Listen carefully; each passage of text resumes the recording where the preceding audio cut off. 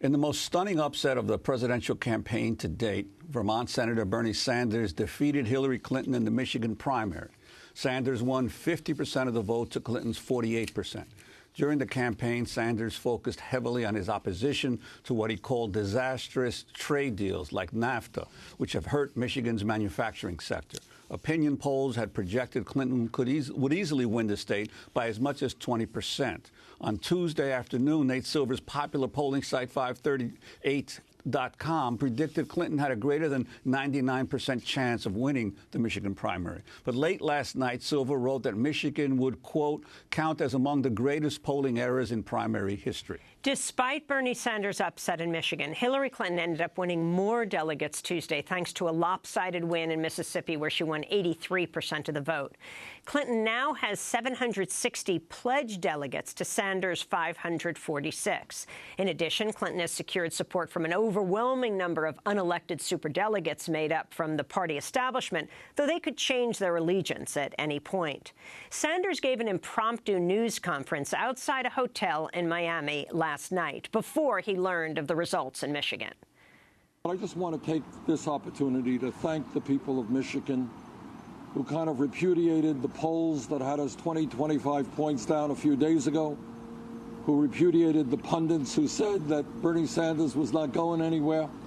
And what tonight means is that the Bernie Sanders campaign, the people's revolution that we are talking about, the political revolution that we are talking about, is strong in every part of the country. And frankly, we believe that our strongest areas are yet to happen. We're going to do very, very well in the West Coast and other parts of this country. What the American people are saying is they are tired of a corrupt campaign finance system and super PACs funded by Wall Street and the billionaire class. They are tired of a rigged economy in which people in Michigan, people in Illinois, people in Ohio are working longer hours for lower wages, worried to death about the future of their kids, and yet almost all new income and wealth is going to the top 1%. And the people of America are tired of a broken criminal justice system in which we have more people in jail, largely African American, Latino, Native American, more people in jail than any other major country on earth. So we started this campaign, as many will remember, 10 months ago. We were 60 or 70 points down in the polls. And yet what we have seen is in poll after poll, state after state, what we have done is created the kind of momentum that we need to win.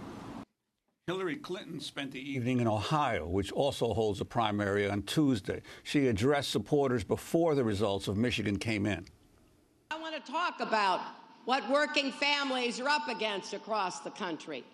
I want to talk about how we have a new bargain so you can get ahead and stay ahead. In every industrial city, small town, farm country, Indian country, every community that's been hollowed out by lost jobs and lost hopes. Don't let anybody tell you we can't make it in America anymore. We can, we are, and we will.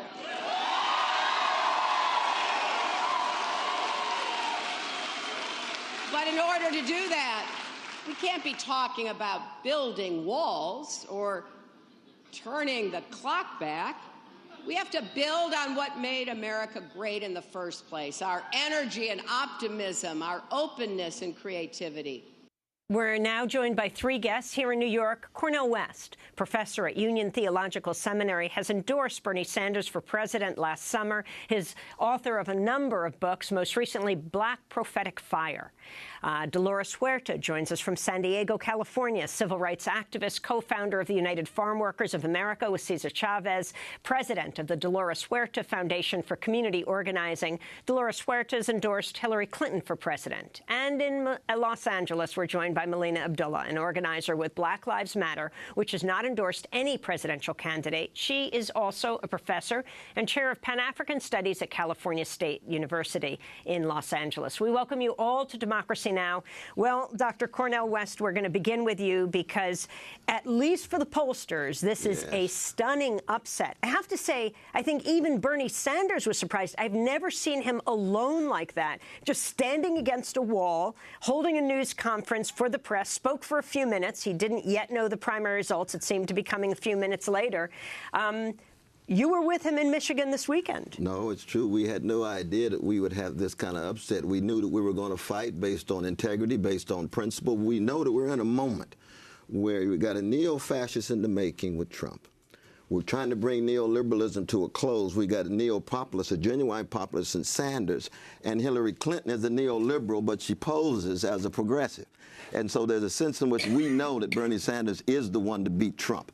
And that's crucial because we're at a very, very deep moment in this country. And I want to salute you all because the corporate media has produced Trump in a fundamental way. Every minute he's covered. Every second he's covered. Bernie Sanders hardly gets covered at all, but he has the same number of people following. Hillary Clinton gets covered more than Bernie, but not as much as Trump. So in that sense, I think we've got some real work ahead, but I've got a smile on my face. CNN and MSNBC, I'm not talking about Fox, CNN and MSNBC both ran the entire extended news conference that Donald Trump held. Now, Hillary Clinton actually spoke midway through Trump speaking. Usually they switch from one to another. Right. Here they held the tape of Hillary Clinton to run the entire extended news conference of Trump in Florida. No, I think it's a very sad affair, but I'm also very sad that Black America is not waking up in the way in which we should. We've got a spiritual rot and a moral cowardice in our neoliberal black political class and our neoliberal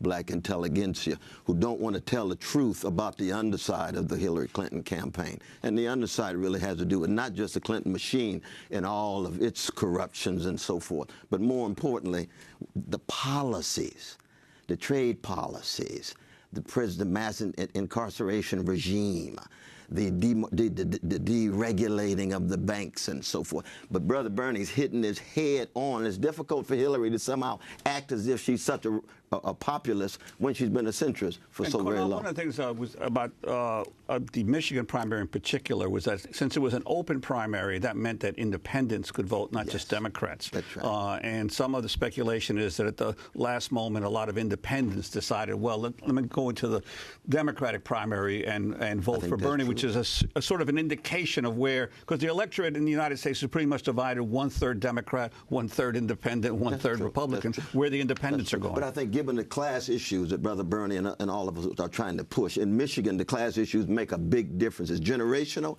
and it's ideological, and it's a beautiful thing to see. Well, I'd like to bring in Dolores Huerta, longtime civil rights activist, co-founder of United Farm Workers of America. Your sense of what happened yesterday in these primaries and why you think it's so important for Democrats and others to vote for Hillary Clinton? Well, I think one thing is that we seem to put a lot of blame on Hillary for things that Bill Clinton did in the Clinton administration, which I don't think is right. I think the other thing, too, is that I know that Bernie's got a very strong message. I respect him very much for his message that he's bringing about the inequality in our economic system. But Bernie knows, since he's been in the Congress for 26 years, that we also have to have a Congress to be able to bring to fruition some of the great ideas that he's put forth. I do believe that Hillary Clinton, I do have a lot of faith in her. I think she's got the skills, she's got the wisdom, she's got the experience to make things happen. When we compare the records of the two candidates, we see that Hillary Clinton's record is much, much stronger than Bernie Sanders is. And I do believe that what Bernie is saying and what he wants to happen, and I believe in many, many of the ideas that he's put forth, but I think it will take time, and we've got to really elect a good Congress. People forget. And I know the Affordable Care Act, that when that passed the Congress, it only passed with 4 or 5 votes, even though we had a 25 Democratic majority at that time. And I have to say that in terms of the Latino community, we are completely in support of Hillary, simply because Bernie just hasn't been there for the Latino community. He had a really good opportunity in 2007 when Senator Ted Kennedy, Hillary Clinton, Senator Durbin from Illinois, when they proposed a good immigration reform bill, and we had all of the momentum behind us at that time because we had all of these marches all over the country for immigration reform, and Bernie, unfortunately, came out against that bill, and that was very sad that he did that. And what he has said repeatedly is that he came out against the bill because it had the guest worker program in it. Well, wait a minute. When we passed the amnesty bill in 1986, we had guest workers in that bill with protections for the foreign workers, protections for the domestic workers. The bill that he voted on in 2013 also had the guest worker program in it. So I think he just wasn't paying attention at that time, and I think we lost a great opportunity. So again, I believe in Bernie's message. I think we can make it happen. I think it's going to have to be an evolution rather than a revolution, and I think all of us that are on the left and working people are going to be able to make it happen. The other thing I want to point out, when we look at Hillary's victories, especially in the South, they're like 70% to 30%. But we see the places that where she has lost to Bernie Sanders, it's in single digits. Whereas where she is winning, where Bernie's at, it's actually 2-1. So I do have a lot of faith in Hillary Clinton, and I do believe that she will make a very, very strong president because she is a very strong woman. And Cornel, I want to go to what Dolores mentioned about this issue of revolution, because really, given the nature of Washington today with these huge Republican majorities in the House and the Senate, isn't Bernie Sanders to some degree selling the idea of revolution that he cannot deliver unless there's a fundamental change in the Congress as well? Well, one, I just salute Sister Dolores. She's my dear sister. I just think she's wrong. I think that it's very difficult to have faith in Hillary Clinton when she receives money from the GEO, which sustained the detention centers for precious immigrants, incarcerated them unjustly. I don't see how one could make the case that somehow you got a candidate that has the kind of integrity that we want. There's no doubt indeed that Bernie Sanders can win because he recognizes he's a politician that needs a social movement behind him. He is a thermostat. He shapes the climate. Hillary is a thermometer. She just registers and reflects the climate. We need somebody who's shaping the way Occupy shaped the discourse around wealth inequality, the way Black Lives Matter shaped the discourse around vicious legacies of white supremacy as it related to the repressive apparatus of the nation state in regard to this trigger-happy policing going on with our precious young brothers and sisters. Well, I believe that Hillary has already come out for prison reform, and I think that she actually can help make that happen. And I think a lot of us that are out there, including yourself, Cornel, my dear brother, I love dearly. I love you dearly too, my sister. Indeed, we will be out there. We will be out there organizing to make sure that some of these reforms will happen. I think we have, when we compare our Democratic candidates to our Republican candidates, I think we can be so grateful that we have intelligent people that are running for the presidency. And I know whichever of them wins, I know we're going to have a good presidency. One other thing I want to point out is that we have the Republicans that are putting a lot of money into Bernie's campaign, to these independent campaigns, to make sure that they can defeat Hillary Clinton, because they figure that it'll be easier to defeat Bernie than it will be to defeat Hillary Clinton in November. The polls say Bernie does better against Trump than Hillary does. But I know you want to get our other sister in here. You want to get our other sister in.